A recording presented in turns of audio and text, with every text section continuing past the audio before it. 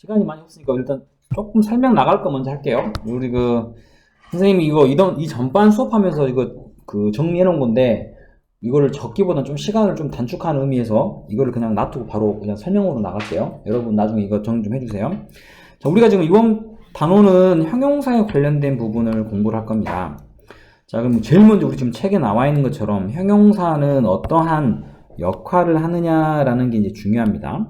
자, 그런데 지금 여기에 분사는 왜 적어놨습니까?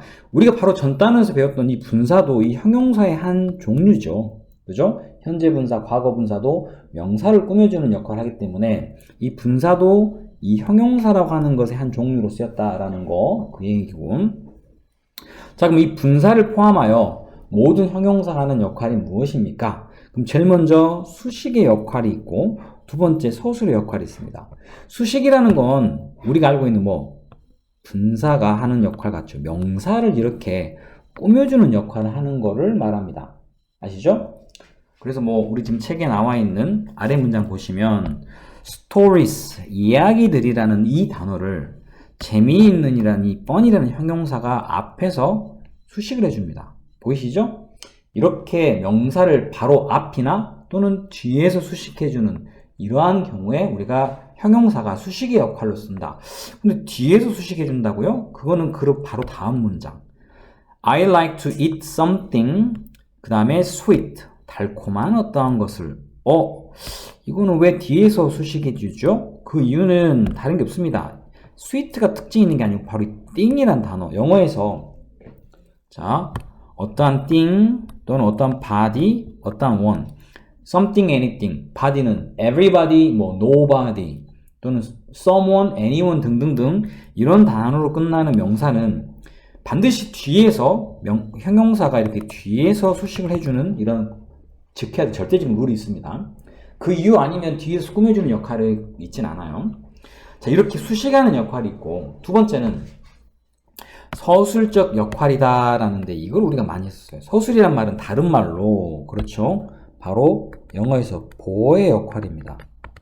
보어는 언뜻 보면 문장에서 앞에 있는 명사나 뒤에 있는 명사를 수식해 주는 것처럼 보이지만 그렇지 않는 경우도 많이 있어요. 자, 아래 문장 쭉 이거 해놓을게요. 이렇게 이거는 하나 같이 봐야 될 것 같아요. 자, 첫 번째 문장, actress who played a lawyer was terrific. 여기 부분 중에 terrific이라는 단어가 있습니다. 이 단어는 보다시피 뒤에 꾸며줘야 할 명사가 있습니까? 명사 없죠? 이런 경우에 우리가 뭐라 그랬어요? 이렇게 동사 뒤에 단독으로 쓰이는 경우라고 얘기합니다. 이거는 수식해줄 명사가 뒤였기 때문에 우리가 처음에 말했던 이 수식의 역할로는 전혀 맞지 않죠? 자, 그러면 여기에 쓰여있는 이 terrific이라는 형용사 하는 역할은 뭡니까? 자, 보세요. 앞에 있는 문장에 주어 보니까 그 여배우는 어떤 여배우입니까? lawyer라는 것은 우리가 알고 있는 뭡니까? lawyer. 변호사죠. 변호사 역할을 했던 그 여배우는 정말 멋지다. terrific. 끝내준다라는 뜻입니다. 그럼 여기에서는 이 terrific이라는 형용사가 하는 역할이 뭡니까? 문장의 맨 앞에 있는 주어. 바로 이 여배우라는 사람이 어떤 사람이고, 성질은 어떻고, 또 쿨하나 어떤 이런 거를 보충 설명해주는 말이죠. 자, 이렇게 경우에 이 단독으로 쓰이는 이 terrific을 우리는 뭐라 부르냐? 바로 보어라고 씁니다. 그런데 이거는 보어 중에서도 문장에 주어를 보충해주는 말로 주격 보어라고 씁니다. 자, 이렇게 앞에 있는 수식의 용법과 서술의 용법은 굉장히 차이가 있죠. 바로 앞이나 뒤에 명사가 있어서 꾸며주는 경우가 아니고 이렇게 멀리에서 주어를 멀리서 꾸며주는 경우, 이런 경우도 있습니다. 자, 그리고 우리가 배웠던 거 하나 있죠. 이거 The man stood smiling. 이거 왜 이래?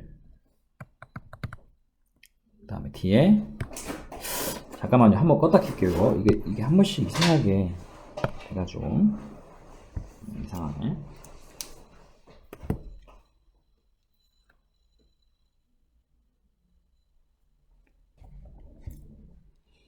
잠시만 기다리세요.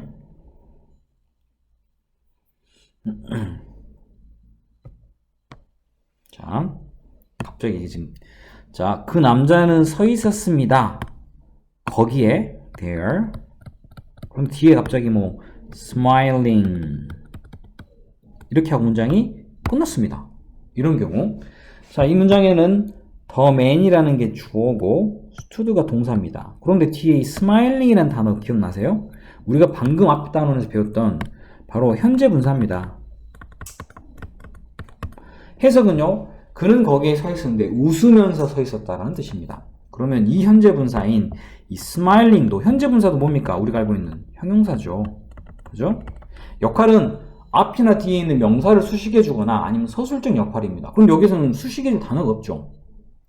뭐 빼고 앞에 있는 이 남자라는 주어를 멀리에서 이렇게 뭐 해주는 거, 보충 설명해주는 말 이외에는 쓸 수가 없습니다. 그럼 여기 있는 이 smiling도 바로 주어를 보충 설명하는 주격 보어의 역할로 쓰이는 이런 문장이 되는 겁니다. 자, 이런 식으로 형용사라는 게 반드시 앞뒤에 있는 명사를 수식해주는 그런 꾸며주는 역할도 있지만, 이렇게 명사, 바로 앞에 있는 명사가 아니고 문장의 주어나 또는 목적 같은 것을 보충 설명해주는 보어의 역할로도 사용을 합니다. 자, 두 번째 문장 같은 경우는 보세요. 그 first chapter of the book, 그 책의 첫 번째 챕터가 만들었습니다.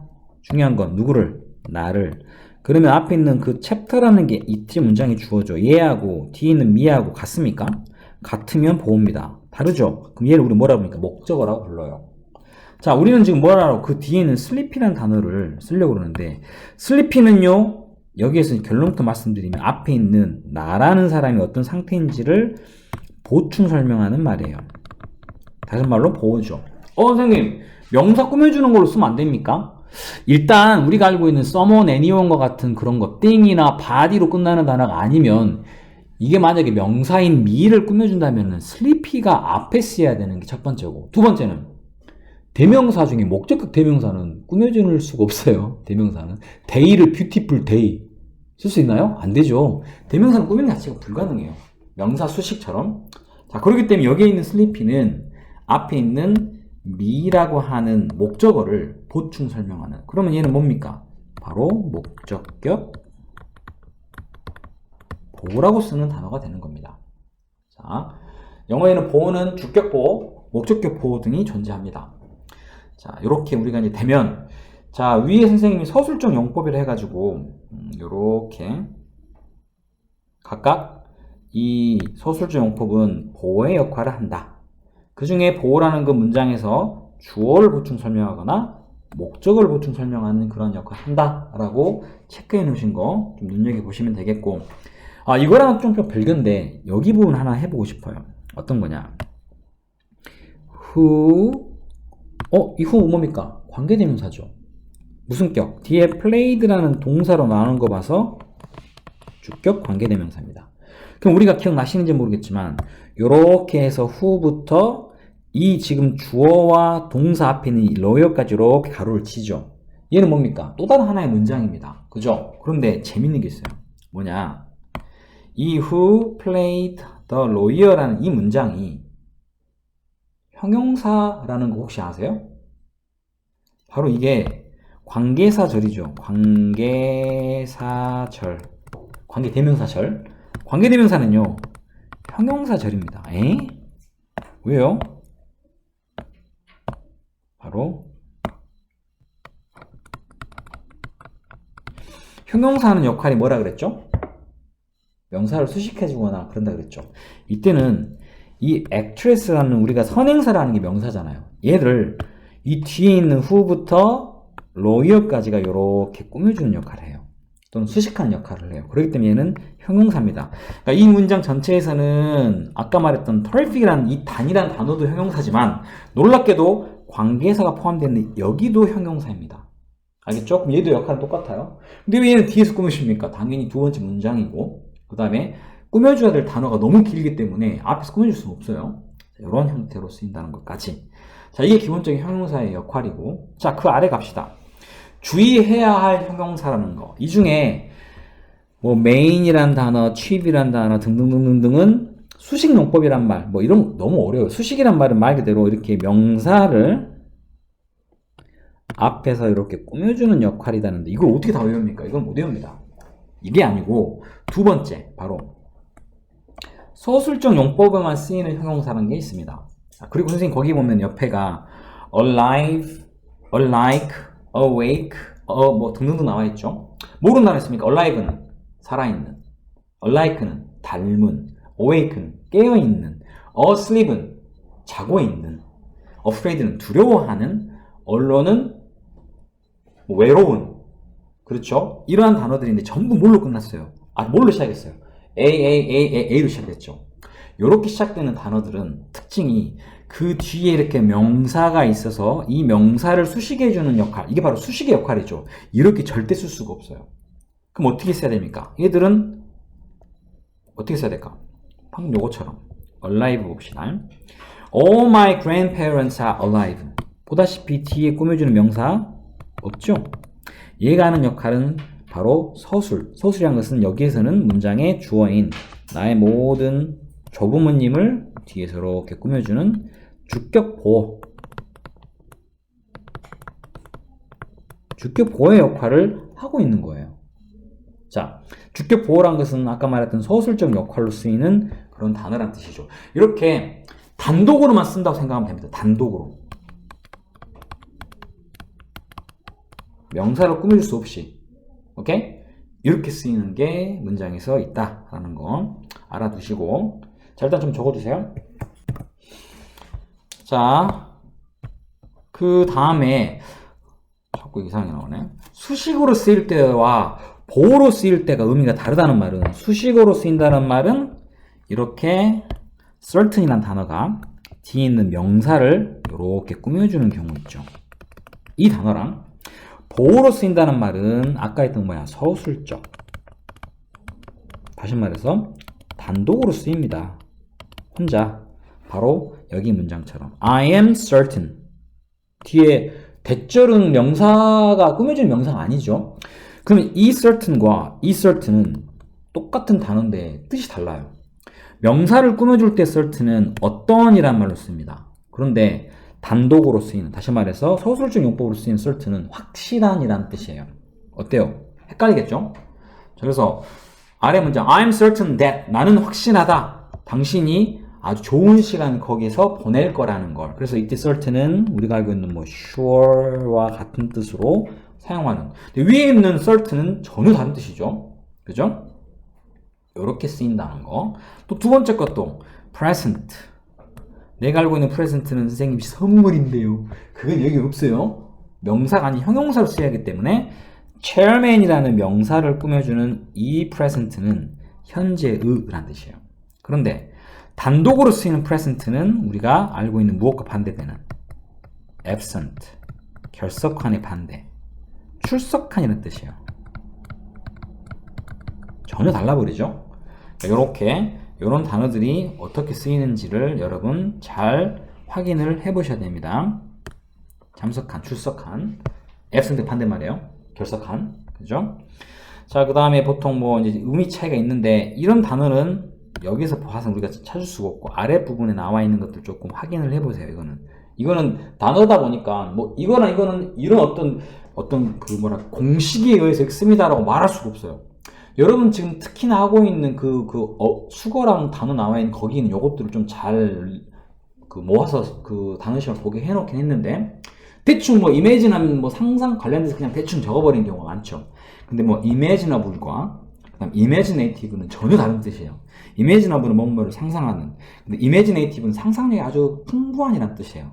그러니까 imaginable 상상 속에 있는 뭐 이런 뜻인데 이렇게 내용이 달라진다는 거. 그러려면 이것도 좀 참고해서 보시면 됩니다. 근데 이거는 그렇게 중요하진 않아요. 지금 문법 사용에서는 이건 거의 어휘 부분이다 보니까. 그럼 나중에 학교에서 시험을 보거나 할 때는 이런 것들 헷갈리는 단어들만 따로 또 모아서 공부를 조금 해야 할 필요는 있습니다. 자, 그런 게 있다는 거 여기서 보여주기 위한 거고.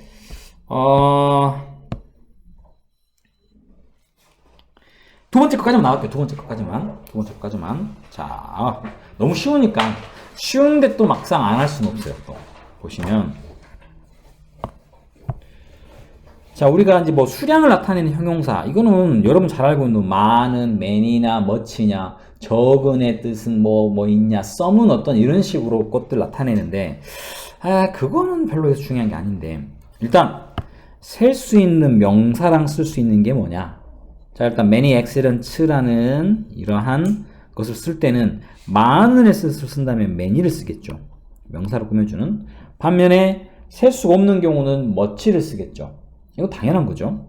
그 다음에 a few라는 단어도 몇몇이랍니다. 이렇게 명사가 복수형 명사일 때 쓰죠. 자, 그런데 여기서는 3번에 체크만 하세요. 3번. 왜?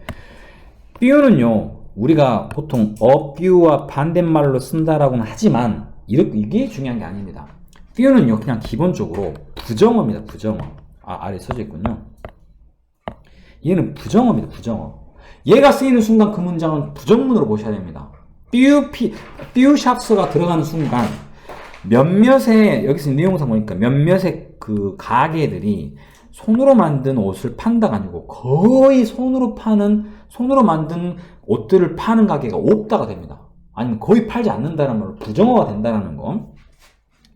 자, 그런데 이렇게 부정어로 쓰는 단어는 뒤에 shops와 같은 셀 수 있는 명사와 쓰는 이런 부정어도 있지만 아래쪽에 2번에 7번 써져 있는 부분이죠.